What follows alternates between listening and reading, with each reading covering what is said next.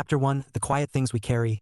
Betty Callum did not like surprises. This was not a personality quirk so much as a carefully cultivated system of survival, built over years of quiet observations and quieter conclusions. Surprises implied a lack of control, and Betty liked control the way some people like dessert, as a reward, a comfort, and occasionally a necessity. So when she came home on a Thursday afternoon to find an unfamiliar envelope waiting on the kitchen counter, she stood still in the doorway longer than necessary. It wasn't addressed in any standard printed font. No neat label. No return address that made sense. Just her name, Betty Callum. Daniel had placed it in the exact center of the counter, which meant he had already picked it up, examined it, and tried, failing, to decide what it was. He wasn't subtle about curiosity.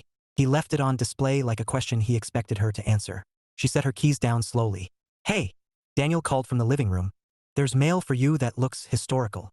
"That's reassuring," she replied, shrugging off her jacket. He appeared in the doorway, leaning against the frame in that loose, easy way of his that had once made her think he would never become predictable. He smiled at her, then at the envelope. "I didn't open it," he said. "I would hope not. I considered it," he added. Briefly, in the spirit of marriage-based transparency, she crossed the room and picked up the envelope. The paper was slightly yellowed, not fragile but not new either. Her fingers hovered over the handwriting. The letters were uneven, slanted, familiar. No, not familiar. Recognizable. There was a difference, and she felt it immediately. "Betty?" Daniel's tone shifted, softer now. She didn't answer. She traced the edge of her name with her thumb. She had not seen that handwriting in 16 years. 16 years was long enough for a person to forget the exact sound of a voice. Long enough for memories to blur into something less defined, less immediate. But handwriting, that stayed. It stayed in the muscle memory of recognition. Her father's handwriting had always leaned forward, like it was trying to get somewhere faster than it could. She let out a breath she hadn't realized she was holding. "That's..." Daniel started, then stopped when she didn't look at him. "It's nothing," Betty said, too quickly. He didn't argue. He stepped closer, resting one hand lightly on the counter. "You don't have to decide what it is right now," he said. Betty almost laughed at that. Daniel always thought decisions were optional, or at least negotiable. To Betty, most decisions had already been made long before anyone admitted it. Like the day her parents divorced. She had been 12, sitting on the top stair, holding her breath as though silence could make her invisible.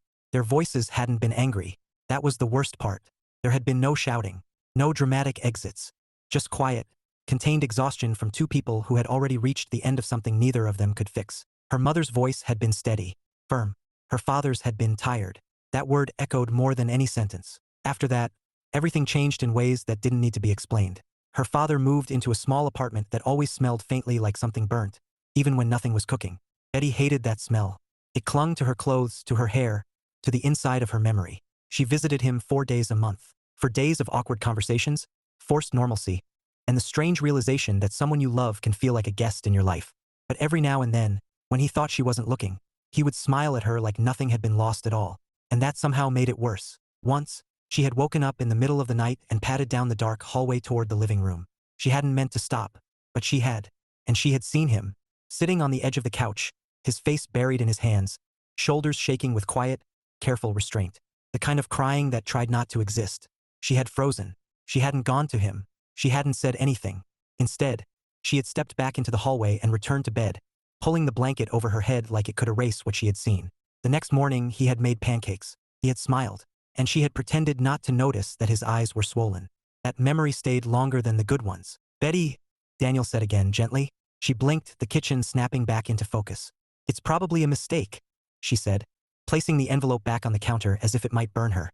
"Someone writing you personally by hand feels like a very committed mistake." She gave him a look. He held up both hands. "I'm just saying it seems intentional. Everything about it was intentional. That was the problem." "Do you want me to open it?" he asked.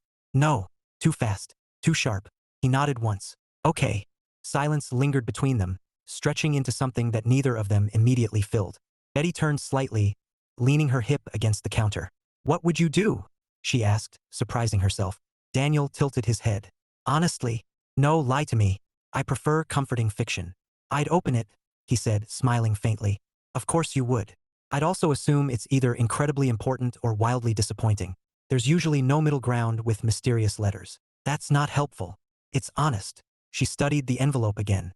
16 years ago, the last time she had seen her father, he had looked exactly the same as he always did. Tired, but present. He had hugged her, congratulated her. She had said thank you and then moved on to talk to her friends, her attention already elsewhere. When she looked back, he was gone. She hadn't chased after him, hadn't questioned it.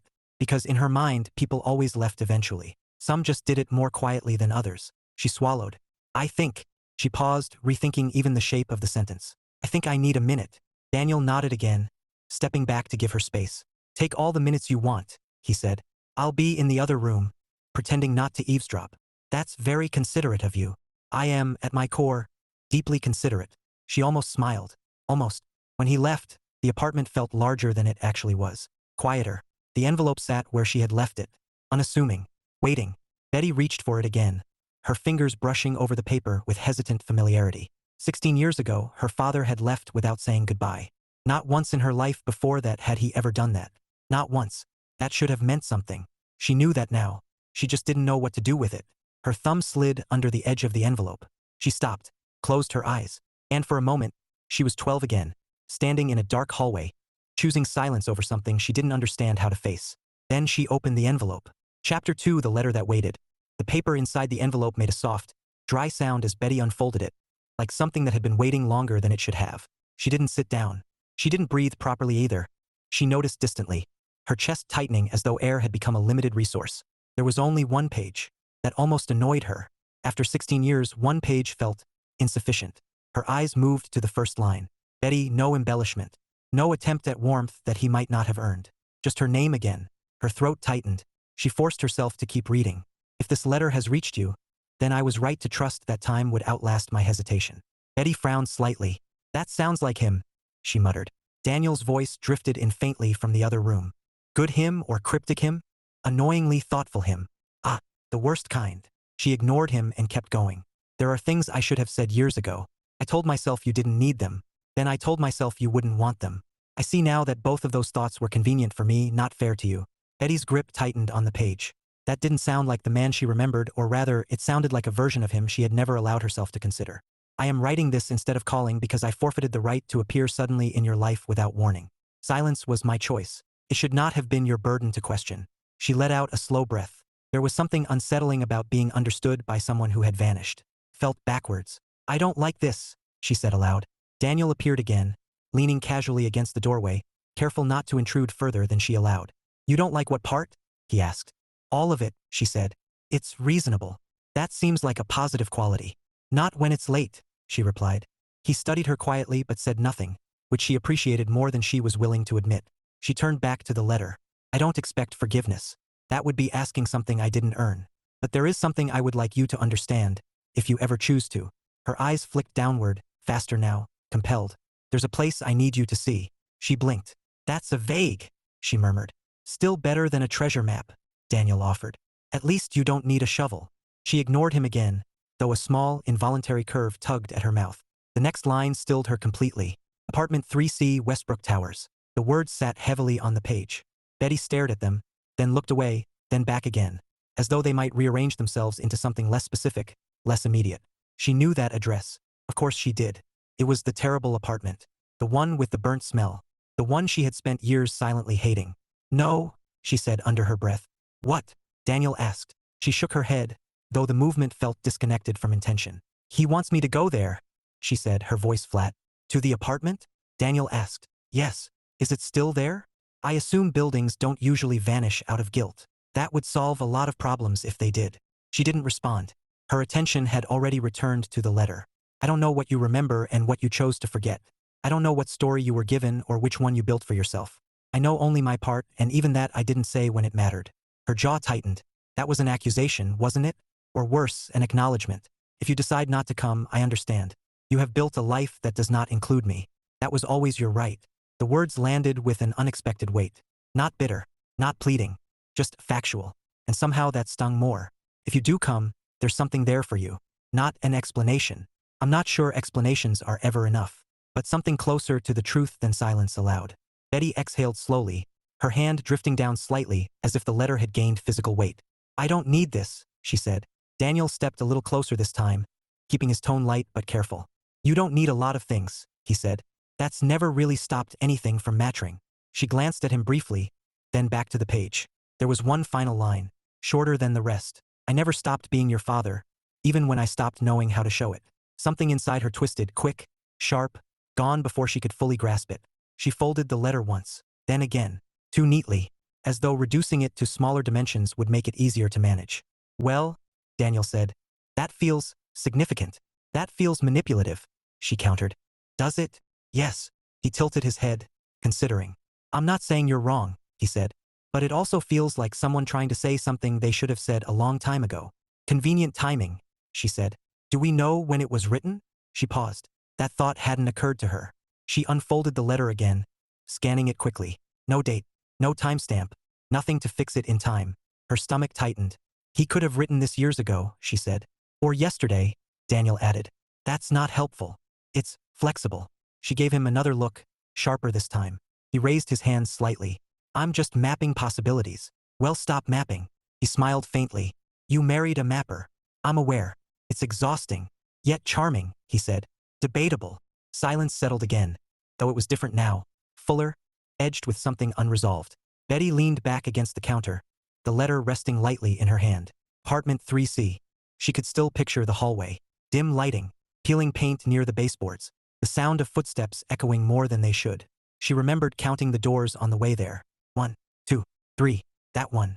She remembered how small it felt inside, how everything seemed temporary, even the furniture. Most of all, she remembered wanting to leave. Always wanting to leave. I used to hate that place, she said quietly. Daniel didn't interrupt. I thought. She stopped, searching for the right phrasing, then settling for honesty instead. I thought it meant he had given up. And now, she hesitated. I don't know what it meant, she admitted. Sounds like something that might be worth finding out. She looked at him. I don't owe him anything, she said. I didn't say you did. And showing up there doesn't fix anything. Probably not. She narrowed her eyes. You're being suspiciously reasonable again. I'm very consistent, he replied. She let out a breath, looking back down at the letter. There was no demand in it. No expectation spelled out. Just an invitation. And somehow that made it harder to dismiss. I could ignore it, she said. You could, Daniel agreed. I probably should. Maybe. She glanced at him again. That didn't sound convincing. I'm not trying to convince you, he said. I'm just here. There it was again, that steady, unassuming presence that didn't push, didn't retreat. It irritated her sometimes. Other times, like now, it felt steadying. She folded the letter once more, though less rigidly this time. If I go, she said slowly. It's not about him. Daniel nodded. Of course. It's just to close something. Sure. She studied him. You don't believe me. I believe that's what you're telling yourself right now, he said gently. She sighed. That's very unhelpful. I aim to challenge while appearing supportive. You're failing at one of those. I'll let you decide which. She shook her head, but there was a faint trace of something softer in her expression. Betty pushed herself off the counter, the decision not fully formed but undeniably taking shape. I don't even know if the building is still standing, she said. That sounds like a solvable problem. It probably smells the same, she added. Then at least there's consistency in the universe. She almost smiled again. Almost. I'm not going today, she said firmly. Daniel nodded. That seems wise. She trailed off, glancing at the letter once more. The handwriting didn't look so steady now. Or maybe it never had. I need to think. Take your time, he said. But time, Betty realized, was the one thing that letter had quietly taken away from her. Because now that she knew it existed, she wasn't sure she could unknow it. And somewhere between reluctance and curiosity, between irritation and something much harder to name, the decision had already begun. Chapter 3, the road trip she didn't plan. Betty did not decide to go. Not exactly. If asked, she would later insist that the decision had arrived fully formed, practical and controlled, like everything else in her life. But the truth was less satisfying. The truth was that the idea slipped into her thinking quietly and then refused to leave, reshaping itself until it felt inevitable. 3 days after the letter arrived, she found herself standing in the bedroom on a Saturday morning, holding a small overnight bag and wondering when she had started packing it. Daniel leaned against the dresser, arms folded, watching her with an expression that was far too calm for someone witnessing what was clearly a reluctant life shift. You know, he said mildly, most people announce these kinds of decisions. I haven't decided anything, Betty replied, placing a folded sweater into the bag with unnecessary precision. Of course not. This is just experimental packing. Exactly. He nodded slowly. A hypothetical overnight stay somewhere that happens to correspond with a very specific abandoned emotional thread. Nothing abandoned, she said. Paused. He raised an eyebrow. For 16 years. She zipped the bag halfway, then stopped, staring at it as if it had betrayed her. I'm just going to look, she said. Daniel didn't move. At the building, she clarified. That's all. I want to see if it's even still there. And if it is, then I will confirm that it is, in fact, still there. And then you'll leave. Yes. He tilted his head, unconvinced. Without going inside. She hesitated for half a second too long. That's the plan, she said. Betty. Daniel. They held each other's gaze, the silence between them threaded with something both familiar and complicated. Finally, he smiled slightly. Do you want me to come with you? No. Too quick again. Okay, he said easily. Do you want me to offer to come with you again in a more convincing tone? No. Do you want me to not ask anything else and just make coffee? Yes. That I can do. He pushed himself off the dresser and disappeared toward the kitchen, leaving her alone with the bag, the decision, and the quiet echo of something she couldn't quite name. She finished packing. Not much. Just enough to justify the possibility that she might not return immediately. That part bothered her more than anything else. The drive felt longer than it should have. Betty kept both hands firmly on the steering wheel, her posture rigid with concentration that had very little to do with traffic. The city gradually shifted around her, familiar neighborhoods giving way to streets she hadn't seen in years, or had deliberately avoided. The radio played softly in the background, but she wasn't really listening. Her thoughts moved in restless loops, circling the same questions without landing anywhere useful. Why now? Why this way? What had changed? She tapped her fingers lightly against the wheel, then stopped when she realized she was doing it. Control, she reminded herself. Stay in control. A few blocks before Westbrook Towers, she almost turned around. It wasn't a dramatic impulse, not a sudden panic, not fear in any obvious sense. It was something quieter. A simple, rational thought, you don't need this. She slowed slightly at a light that was taking too long to change. You already know what you think happened. Her grip tightened. You've lived just fine without knowing anything more. The light turned green. The car behind her honked once. She drove forward. Westbrook Towers still stood. That was her first thought as she pulled the car to the curb across the street. It looked smaller. Not physically, perhaps, but in the way things shrink when seen through the lens of time rather than immediacy. The building was still worn, still uneven in its upkeep, but it no longer carried the looming presence it had in her childhood. Or maybe she had just grown into someone harder to impress. She turned off the engine but didn't get out. Not yet. People moved in and out of the building in quiet, unremarkable patterns. Someone carrying groceries, another person checking their phone as they walked, an older man pausing near the entrance to adjust his jacket. Life entirely unconcerned with her history. That's comforting, she muttered. No grand significance. No sense that the building had been waiting for her return. Just a place. She let out a breath she hadn't realized she was holding and opened the car door. The air outside was warmer than she expected, carrying faint city smells that were more distant than the ones she remembered. She crossed the street slowly, her pace measured, as though she were approaching something that might change shape if she moved too quickly. When she reached the entrance, she stopped. The glass door reflected her faintly. 34 years old, married, composed. She barely recognized the girl who used to walk through that same door with quiet reluctance. Still time to leave, she said softly. No one answered. She pulled the door open. The lobby had changed slightly. Not enough to matter, but enough to feel different. The lighting was brighter. The floor cleaner. Someone had made an effort at some point, though the overall impression hadn't completely shifted. Betty stepped inside slowly, the familiar echo of her footsteps returning almost immediately. That hadn't changed. Some sounds refused to adapt. She glanced toward the hallway that led to the apartments. That hallway. Her chest tightened slightly. I'm just looking, she reminded herself again. The words sounded thinner here. She walked forward. The hallway smelled different. Not better, just different. A mix of cleaning products and something faintly metallic. It no longer carried that burnt undertone she remembered so vividly. Progress, she murmured. She began counting without meaning to. 1, 2, 3. Her footsteps slowed as she approached the corner she knew too well. The muscle memory of it startled her. The way her body recognized the turn before her mind fully caught up. She rounded it, and there it was. Apartment 3C. The door looked exactly the same. Same dull color. Same slightly worn edges near the handle. The number slightly crooked, as though it had been reattached without much care. Her breath caught. 16 years. And it was still there. Waiting didn't feel like the right word, but unchanged was somehow worse. She stepped closer, close enough to reach out.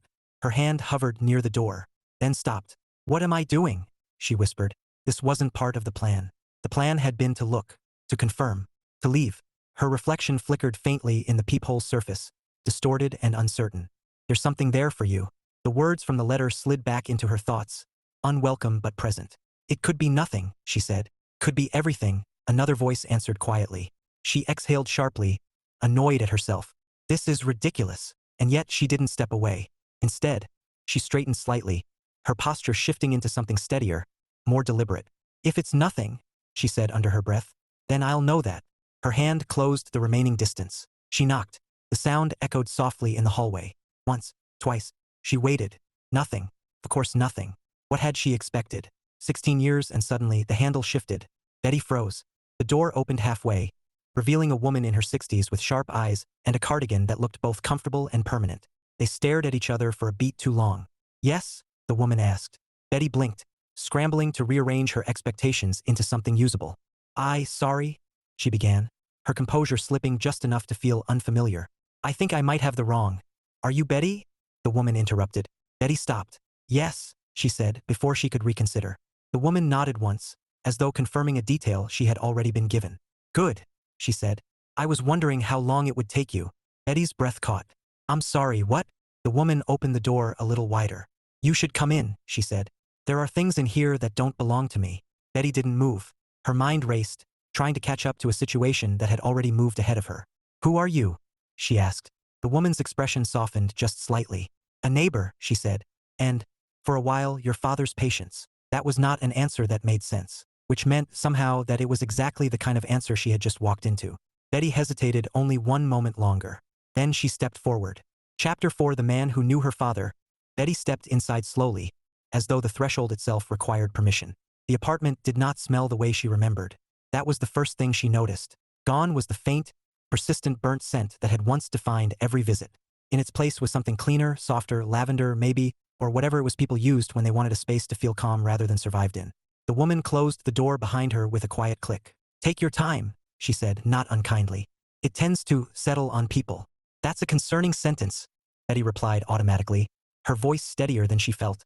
The woman smiled faintly at that. Yes, it is. Betty moved a little deeper into the room. The layout hadn't changed. Of course it hadn't. Apartments didn't rearrange themselves out of sentiment. The couch was different, the small table near the window newer, but the bones of the place were exactly the same. She could still map her childhood movements onto the space without trying. There. That's where she used to sit. There's where he stood when he made those too thin pancakes. There, where he thought she couldn't see him cry. Her chest tightened, and she forced herself to focus on the present instead. You said there are things here that don't belong to you, she said, turning slightly back toward the woman. Yes. The woman moved toward a chair and sat down carefully, as though she had learned to respect the limits of time and joints. And also things that don't belong to me anymore, but never really did. That's not clearer, Betty said. No, the woman agreed. But it's accurate. Betty crossed her arms, not out of defensiveness but out of habit. You said you knew my father. The woman nodded. For about 10 years. 10. That word landed quietly but heavily. Betty had spent barely half of that time with him after the divorce. What's your name? Betty asked. Margaret, she replied. Margaret Ellis. Betty. Yes, Margaret said, as though reaffirming something already confirmed. I know. Betty shifted slightly, unsure whether to sit or remain standing. She chose the middle ground, resting one hand lightly against the back of a chair. How do you know who I am? She asked. Margaret leaned back, studying her with a thoughtful expression. Because he talked about you, she said. The answer came too easily. Betty's immediate reaction was skepticism. When? She asked. Always, Margaret replied. That's not possible, Betty said before she could stop herself. Margaret didn't take offense. If anything, she seemed to expect the resistance. You didn't see him much after a certain point, she said calmly. That's one way to say it. He saw you, Margaret continued gently, just not in the ways you would have recognized. Betty frowned. That doesn't make sense. It wouldn't, Margaret agreed. Not from where you were standing. Silence stretched between them for a moment, the kind that wasn't empty but waiting. Betty shifted her weight again, impatience creeping in alongside something much more uncomfortable. I didn't come here for riddles, she said. I know, Margaret replied. You came here for answers. I came here to look at a building, Betty corrected. Margaret smiled slightly. And yet you walked into an apartment. Betty didn't have a response for that. Margaret let the moment pass before continuing. He lived here longer than he should have, she said. Not because he wanted to, but because he believed he needed to. Needed to? Betty echoed. He didn't think moving on was something he had a right to do, Margaret said simply. Betty blinked. That's dramatic. No, Margaret said quietly. That's accurate. Betty looked away, her gaze drifting toward the window. That's not how I remember it, she said. I'm sure it isn't. Betty turned back sharply. You don't get to say that like my memory is optional. I'm not dismissing your memory, Margaret said, her tone steady. I'm telling you it's incomplete. That stung more than it should have. Betty laughed once, though there was no humor in it. Everyone seems to be very comfortable telling me that lately. Most truths are introduced that way, Margaret replied. Betty exhaled, irritated. I remember him living here because he didn't try to do better, she said. I remember him being stuck. Margaret tilted her head slightly. Did you ever ask him why? Betty hesitated. No. Did he ever tell you? No. Then what you remember, Margaret said gently, is what it looked like, not what it was. That distinction settled somewhere deep, unwelcome but difficult to ignore. He didn't tell me anything, Betty said. No, Margaret agreed. He didn't. Why not? Margaret was quiet for a moment. Because he thought protecting you meant not burdening you, she said. And because he was wrong about what protection looks like. Betty stared at her. He chose not to tell me, she said. That's not protection. That's absence. Yes, Margaret said. It is. The lack of argument threw Betty off more than disagreement would have. You're not defending him? She asked. I'm explaining him, Margaret replied. That's not the same thing. No, Margaret said again. It isn't. The room felt smaller all of a sudden. Betty walked a few steps toward the window, needing space she wasn't sure actually existed. And the letter? She asked after a moment. Why now? Margaret's gaze followed her but didn't press. He wrote it a long time ago, she said. Betty's shoulders stiffened. How long? I don't know the exact date, Margaret admitted. But it wasn't recent. Then why send it now? Because he asked me to. Betty turned back slowly. You? Yes. A sharp, incredulous laugh escaped before she could stop it. That doesn't make sense. It does, Margaret said calmly. If you know the rest of it. Then tell me the rest of it, Betty said, her patience thinning. Margaret nodded, as though she had been waiting for that permission. I met your father not long after you stopped visiting, she said.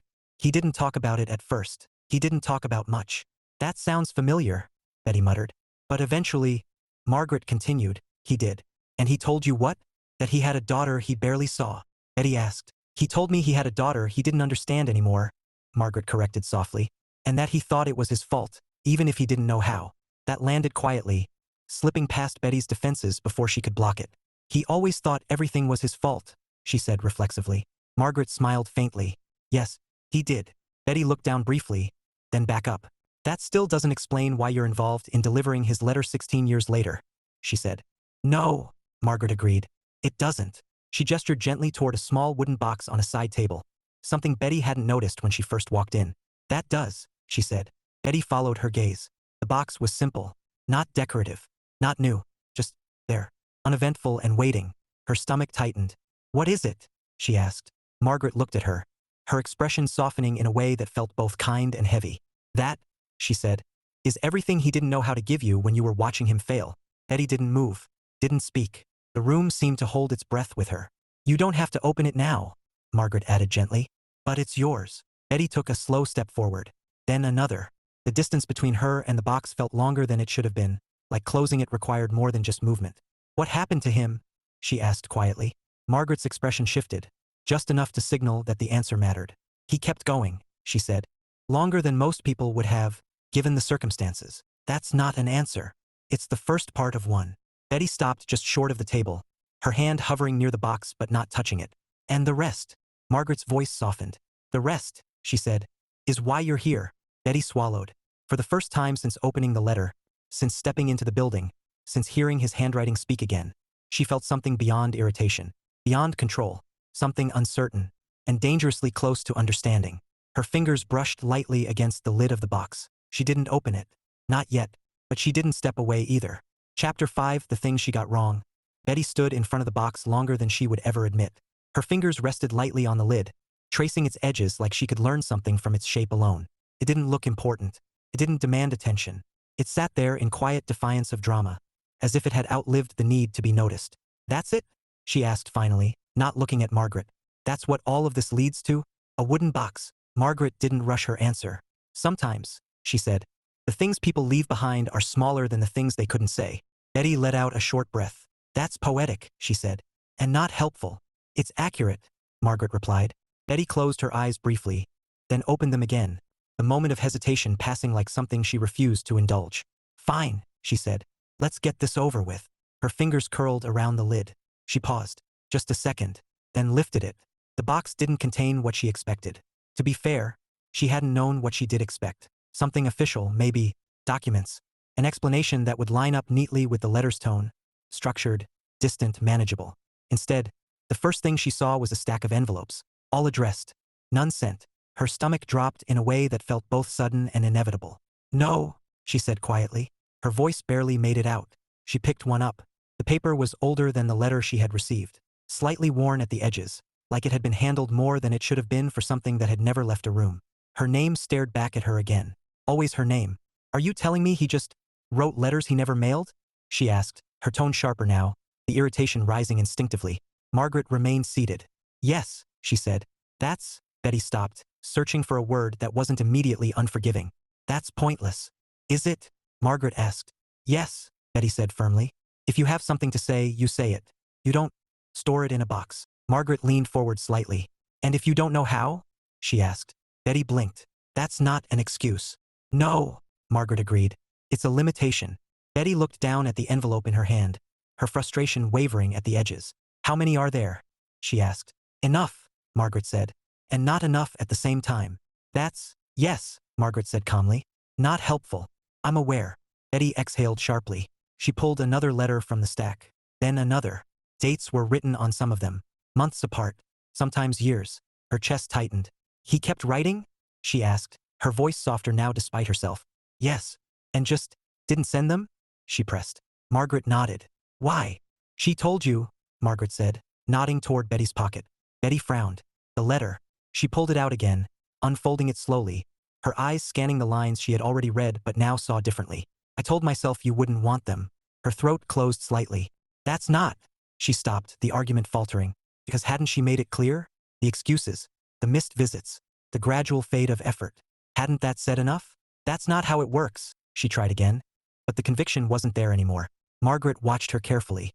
"No," she said. "It isn't." Silence settled. Betty reached back into the box, her movements slower now, less defensive. Beneath the letters were other things. A photo. She picked it up. She was maybe 13 in it, sitting on the old couch that used to be here, mid-laugh about something she couldn't remember anymore. Her hair was messier, her posture unguarded. Her father stood in the background, slightly out of focus, watching her, not smiling, but close. Her breath caught. "I didn't even know this existed," she said. "He took it when you weren't looking," Margaret said. "That's obvious," Betty murmured. She set the photo gently to the side, her hand lingering on it for a moment longer than she intended. There was a folded receipt underneath. She almost ignored it, but something made her pick it up.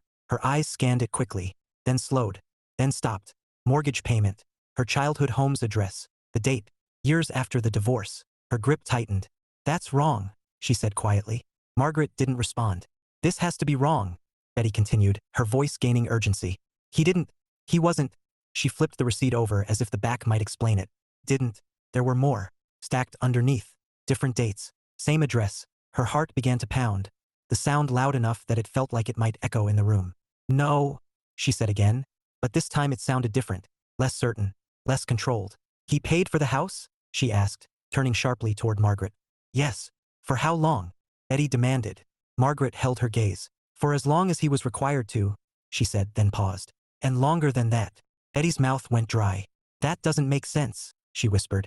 "He paid alimony," Margaret continued calmly, "child support, and the mortgage. That apartment was what was left." The words landed slowly, each one displacing something Betty had believed for years.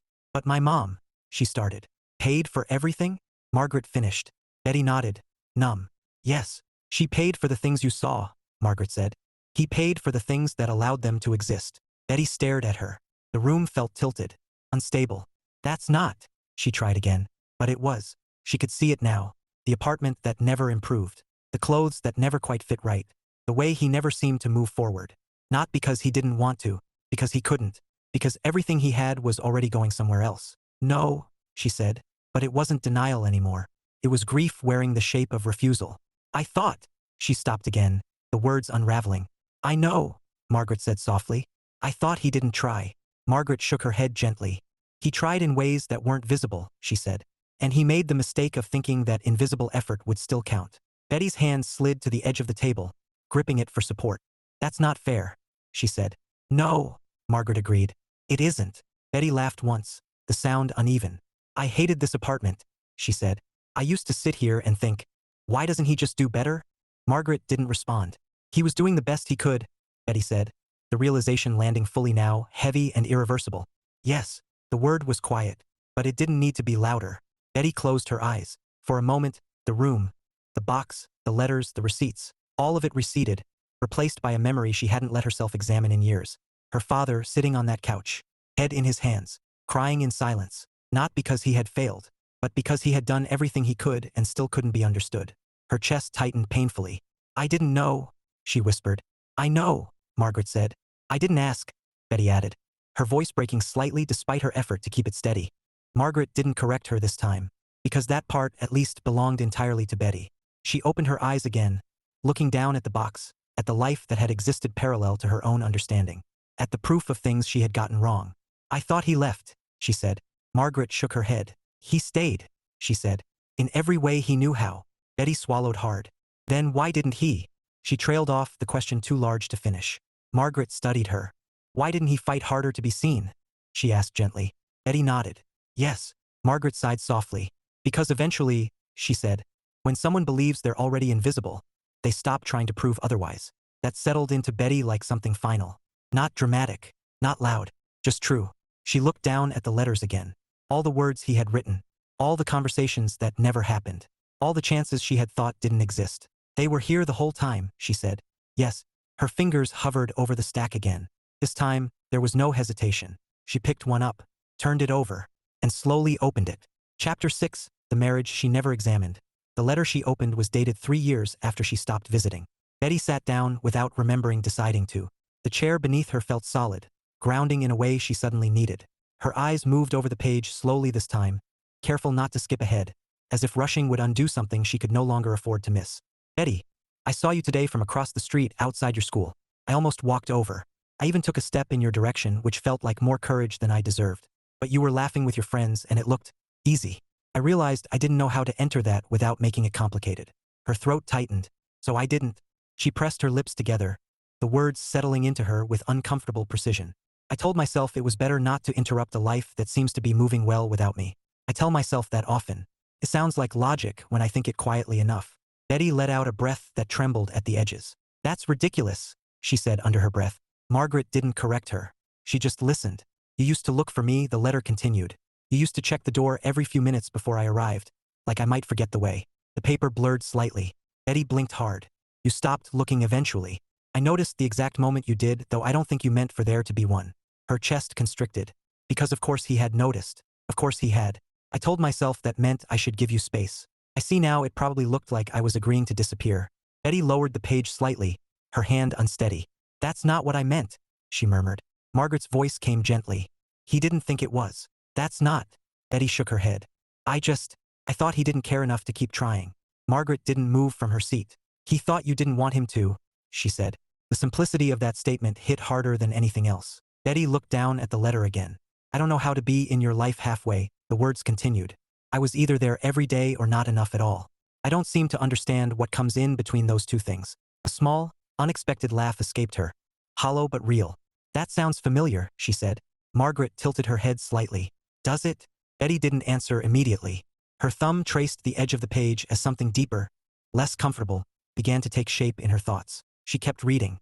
"I wish I had asked you what you needed instead of deciding for you. I've always been better at carrying things than sharing them." Her breath caught. That line didn't just belong to him. It echoed somewhere much closer to home. She folded the letter slowly, her movements careful now instead of controlled.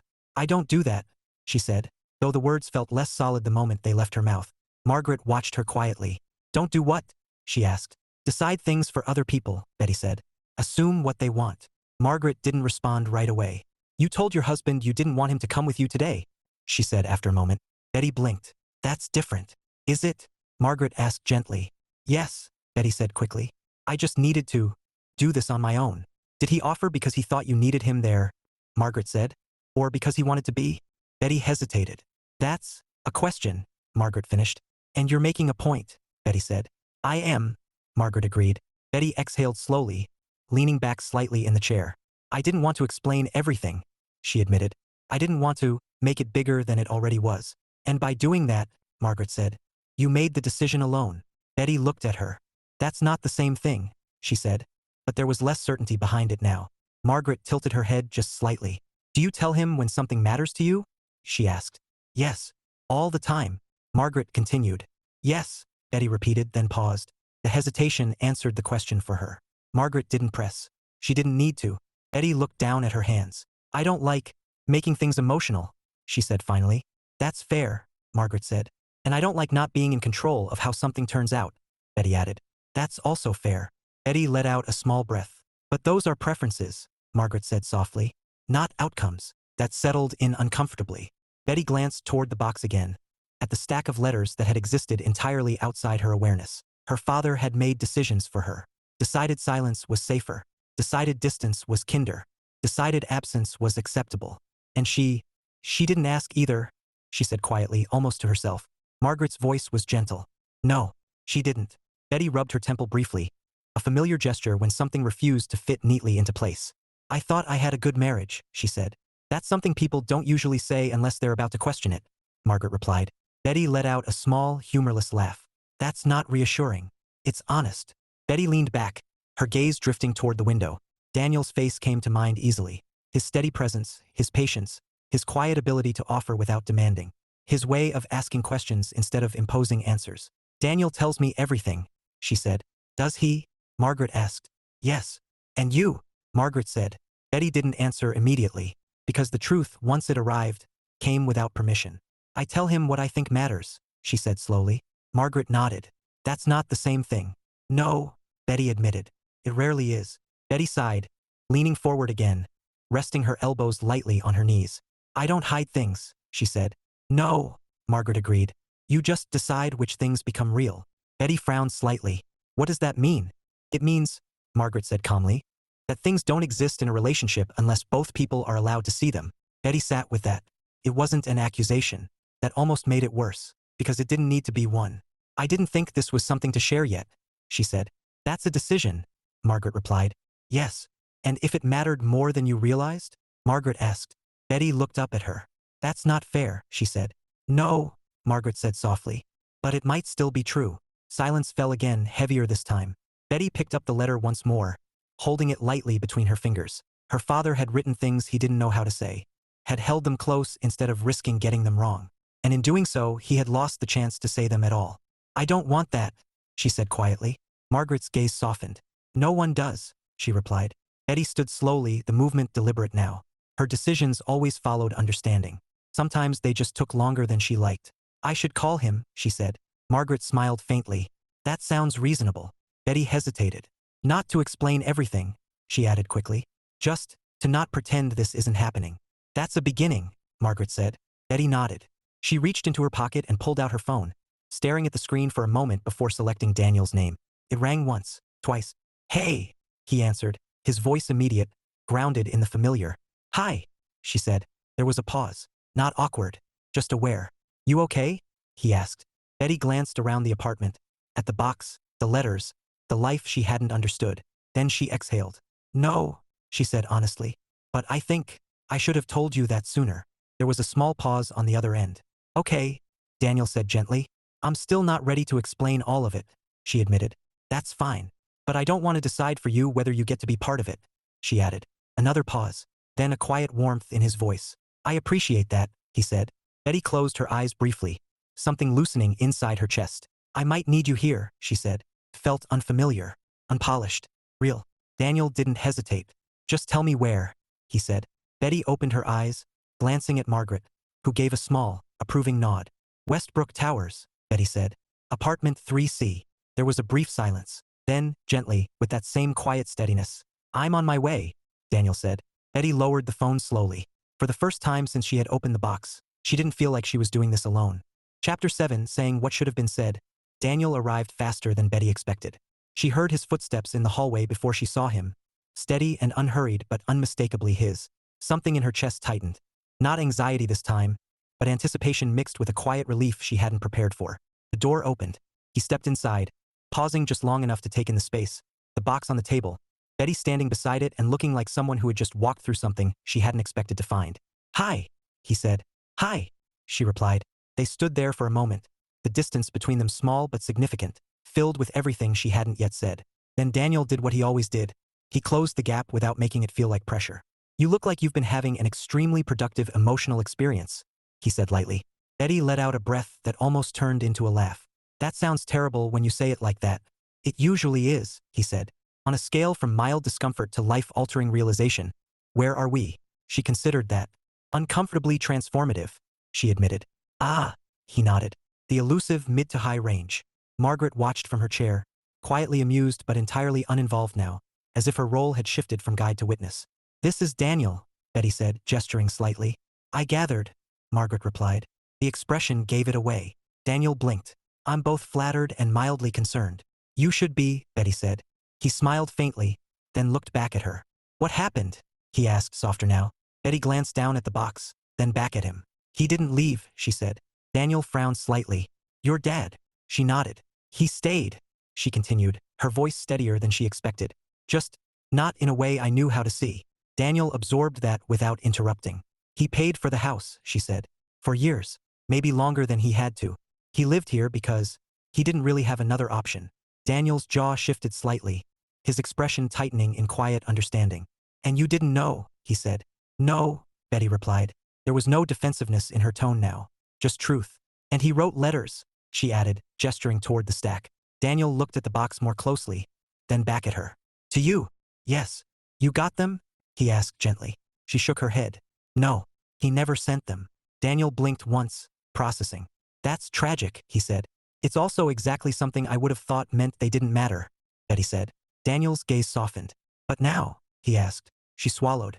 Now it feels like they mattered more than the ones he might have sent, she admitted. Silence settled again, but it wasn't uncomfortable. It was full. Daniel stepped a little closer, glancing at the box but not touching it. Have you read them? He asked. One, she said. I don't think I'm ready to read all of them yet. Fair, he nodded. That seems like a lot to take on in one sitting. It is, she said. She hesitated, then added, he thought I didn't want him anymore. Daniel winced slightly.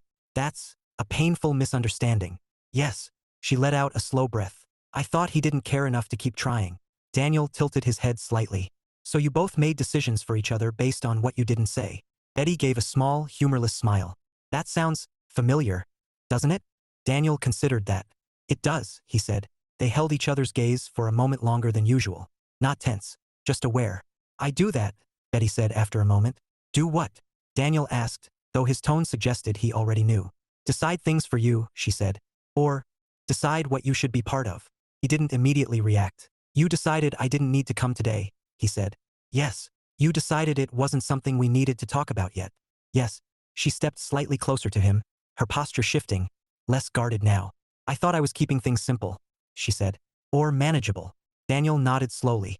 I think you were trying to keep control, he said gently. She let out a short breath. Same thing, she replied. Not always, he said.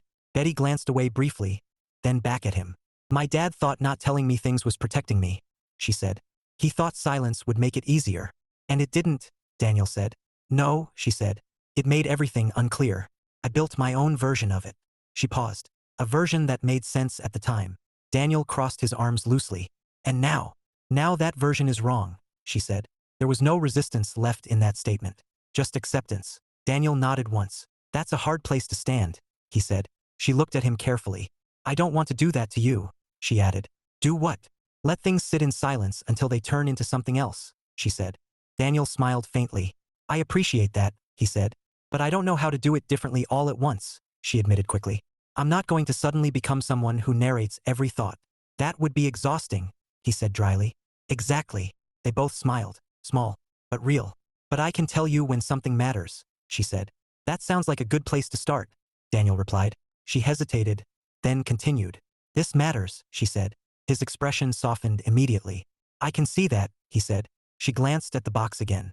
He spent years writing things he didn't know how to say, she said. And you're reading them now, Daniel said. Yes, that feels like you're finally in the same conversation, he added. Betty blinked, the phrasing catching her off guard. That's surprisingly insightful, she said. I have moments, he replied. She exhaled slowly, something in her chest easing for the first time since she had opened the letter. I don't get to respond to him, she said. No, Daniel agreed. You don't. There was a quiet finality in that. Unavoidable. But I don't think that means I don't get to say things, she added. Daniel studied her. To him? He asked. Maybe not to him, she said. But, still. Margaret shifted slightly in her chair but didn't interrupt. Betty looked around the apartment again. at the space that had once felt small and suffocating, at the place where her father had done everything he could without ever knowing if it mattered. "I think I need to say goodbye properly," she said. Daniel nodded. "That sounds like something worth doing." She walked toward the center of the room, her steps slow but certain. Daniel stayed where he was, giving her the space without stepping away entirely. Betty stood there for a moment, her hands resting loosely at her sides. This wasn't something she had planned. There was no structure, no script. She didn't even know who she was speaking to exactly.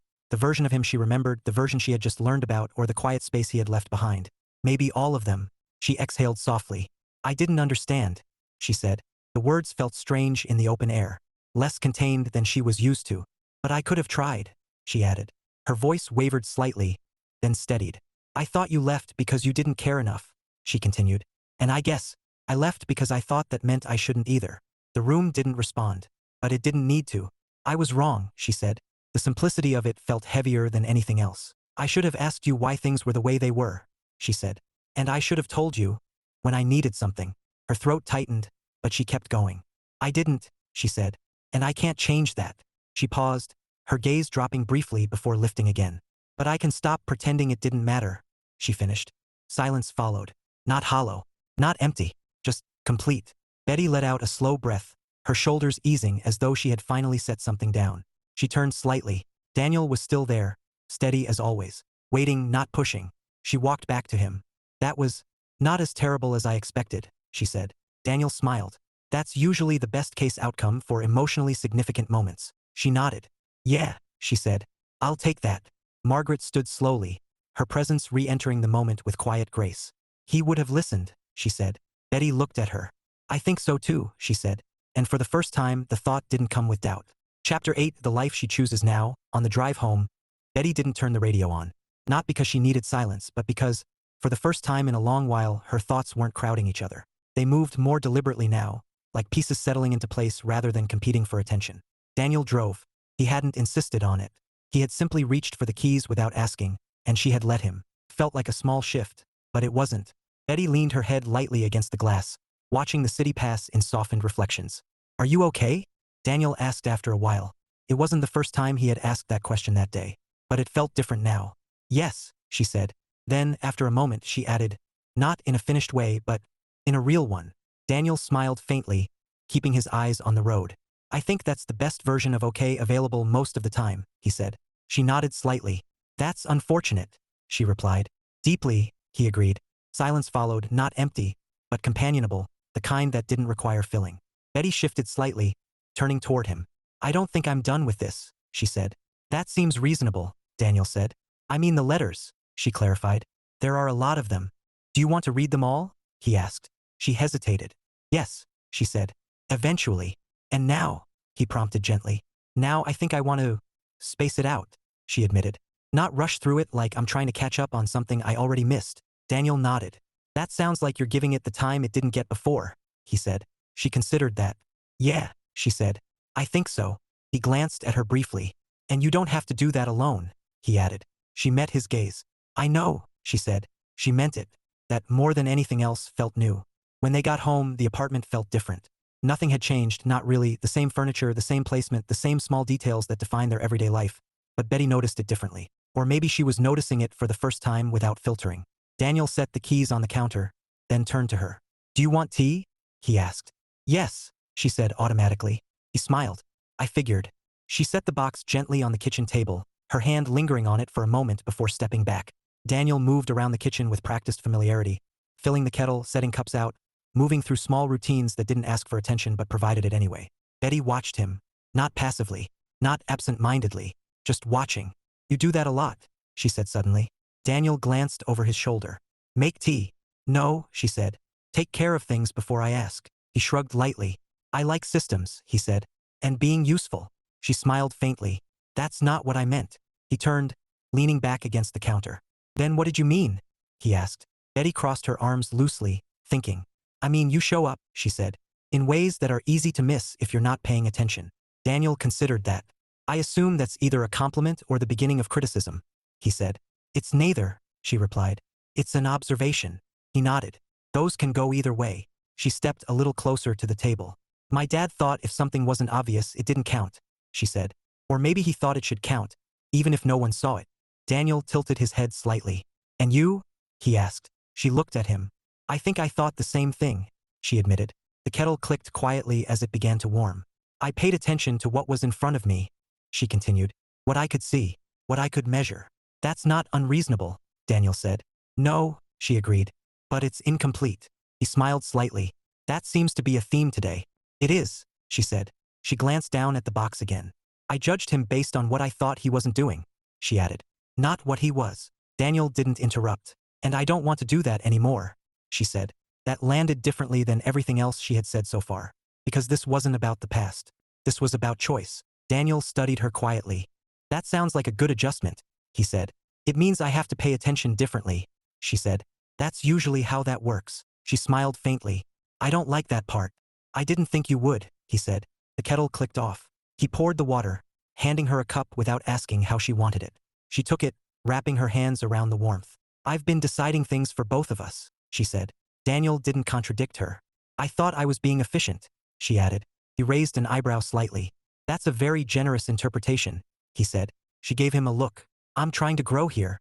I'm supporting that, he said, with mild honesty. She shook her head, but there was a small smile there. I don't want to keep doing that, she said. Deciding what you should or shouldn't deal with. He nodded. That's fair, he said. But I don't need a complete shift overnight. I know, she said. That would be suspicious. Extremely, he agreed. But I can tell you when something matters, she continued. He stepped closer, setting his cup down on the counter. You did that today, he said.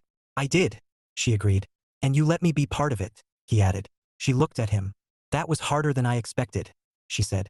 Why? She hesitated, then answered honestly. Because it meant I didn't get to control how it felt, she said. Daniel nodded slowly. That's part of sharing things, he said. Other people have reactions, right? She said. Inconvenient. He smiled. Deeply. She took a small sip of her tea. It grounded her. I don't think I ever realized how much I was managing things internally, she said. You're very good at that, Daniel replied. I don't want to be that good at it, she said. That also sounds reasonable. Silence settled again. Softer now, more settled. Betty glanced at the box once more. I think I'm going to read another letter tonight, she said. Daniel nodded. Do you want me there for it? She thought about it, then nodded. Yes, she said. There was no hesitation in it this time. Okay, he said simply. No conditions, no pressure, just agreement. Betty exhaled slowly, something in her chest loosening in a way that felt both unfamiliar and necessary. She picked up the box again, carrying it toward the living room. Halfway there, she stopped, turned back. Daniel. Yeah. She hesitated, then said it anyway. I'm glad I called you. The words felt small, but they landed with weight. Daniel smiled, something warmer than his usual ease. Me too, he said. She nodded once, then continued into the living room. Later that night, Betty sat on the couch with the box open beside her. Daniel sat next to her, close but not intrusive, present in the way he always had been. Only now she was actually aware of it. She picked up another letter, turned it over, then paused. This is strange, she said. What is? Daniel asked. Reading something from someone who doesn't know how any of this turned out, she said. Daniel considered that.